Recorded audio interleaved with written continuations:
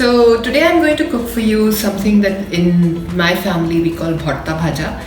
I don't know if it's called something else in other parts of northeastern India. I don't know if they make it. It's been a very popular dish in my family, especially my paternal side. And whoever's eaten it, whoever's visited our family lunches and dinners and eaten it, well, they've fallen in love with it as well. So this is what it is. Bharta is a mash, bhaja is fry, and it's made with prawns.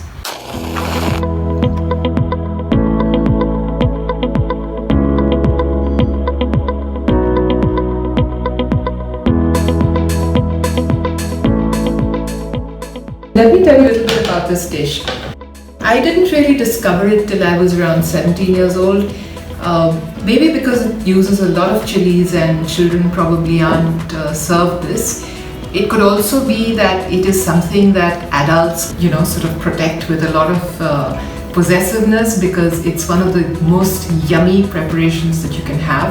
I make it quite a bit. I make sure that there is a bottle of it in my fridge. It's like a pickle. You can actually make it and bottle it and keep it, and it stays very happily in your fridge for 2 weeks, 3 weeks if it lasts that long and doesn't get eaten up before that. This dish, the taste is something that you get addicted to, and you get addicted to very fast. And I think the proof of that is the fact that my Punjab da Puttar husband, he loves it. And I served it to my father-in-law also once, and as prawn pickle, and he too loved it.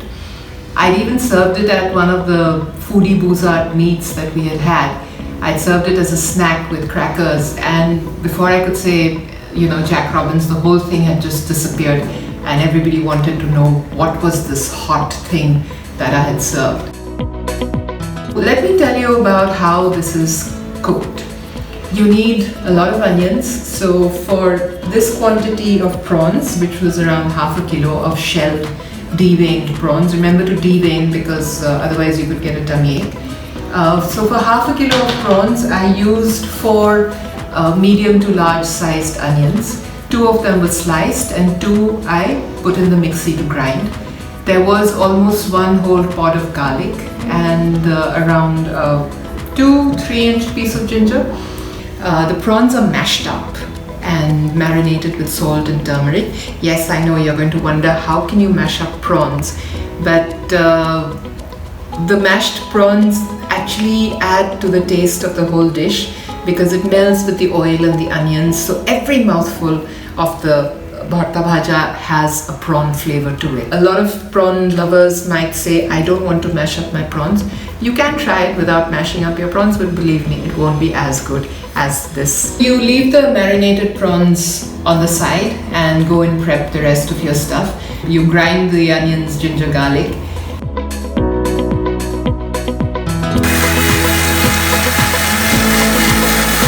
This prep needs quite a bit of oil because it's like a pickle and you want it to preserve as well. So for half a kilo of prawns, I used around 4 to 5 tablespoons of mustard oil. Other oils don't really work because mustard oil has its own flavor and it adds to the end result of the whole dish. So around 4 to 5 tablespoons of oil, and you heat the oil, you add a couple of bay leaves to it. And once the bay leaves sort of crisp up, you add the onions and brown them. Ideally, you should brown them on slow fire, but I cheated because I got a little impatient. But it is better to brown onions on slow fire because then they brown totally from the inside and crisp up really nicely. So once the onions are brown, you add what is the most special ingredient. It's what we in our family call hidol or shidol. And my family, my paternal grandmother, she hailed from AGARTALA, so that's what she used to refer to it as. I understand it's also called ngari, it's called thumthap, it's called all sorts of things. It's very popular in places like Shillong and Manipur, and there have been family feuds over this ingredient because if you're going to AGARTALA and you don't bring back a quantity of hidol for the near and dear ones in Delhi or Bombay or Calcutta or whatever, you obviously do not love them. Hidol is a cured fish. It's not a dry fish, it's a cured fish. So the smell is actually different, stronger. And I remember the first time I cooked it in a new neighborhood, my neighbors came running to ask if everything was all right. And I had to sort of smile at them and say, yes, everything's fine, I'm just cooking lunch. Of course, after that, they didn't ask to come to my house for a meal. Hidol is the secret ingredient. You can cook this dish without hidol. There's no hard and fast rule. And if you don't have access to hidol, you can use prawn paste. If you don't like the smell of the strong taste of prawn paste or anything, you can leave it out altogether. Hidol is also supposed to be an aphrodisiac. That's what somebody told me.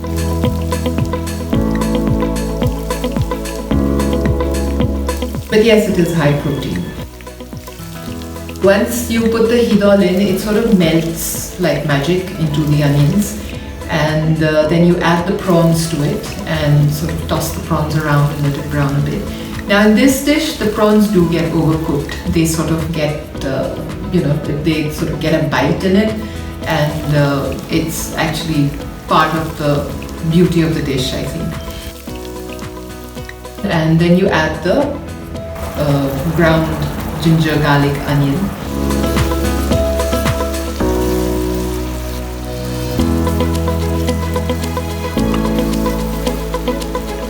And you add some more salt, because even though you marinated the prawns with salt, you now have to make up for more salt needed for the masalas that you have put in.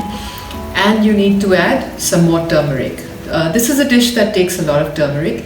You'd added maybe a teaspoonful in marinating the prawns earlier, and now you add another couple of teaspoonfuls. So that turmeric taste is also part of the dish. And you put in the red chili powder, lots of it, because it needs to be hot.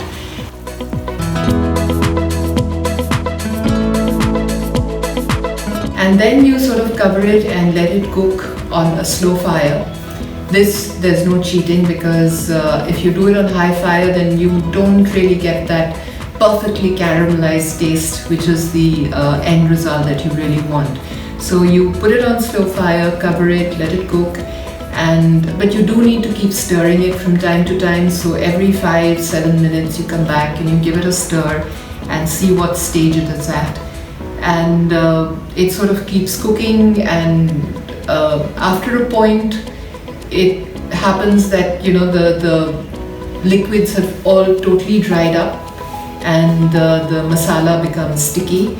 And that is when you can't cover it anymore. You need to stand there, and it's a lot of arm exercise when you're constantly stirring away, but you need to do that. And you just make sure that everything gets brown and caramelized perfectly. And then the fragrances hit you, and suddenly you're like just dying to eat it. In fact, that thing there, oh my God, I am just dying to dig into it right now. But I shall hold, because I'm talking to you. And you can sort of cool it, bottle it.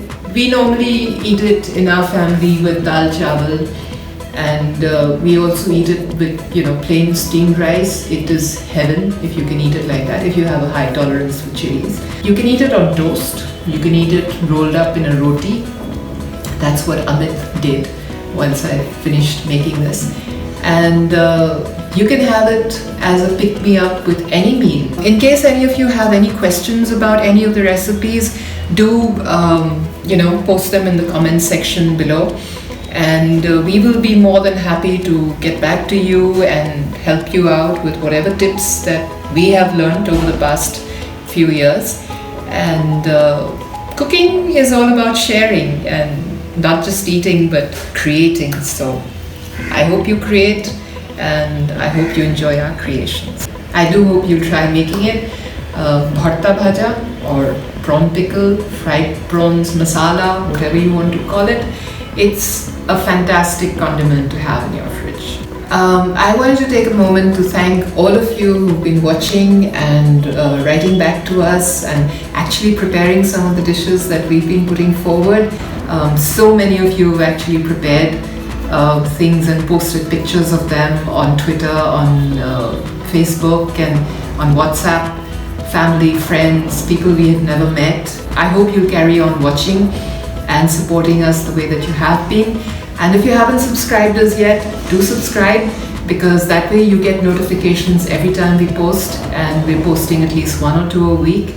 Don't miss out next week when Amit comes back with another one of his creations, and whatever it is, I'm sure it'll be a lot of fun. I'm locking up the booze bottles so that I get to actually drink some and not just keep eating them. And meanwhile, stay safe, stay well, and thank you once again. See you. Bye.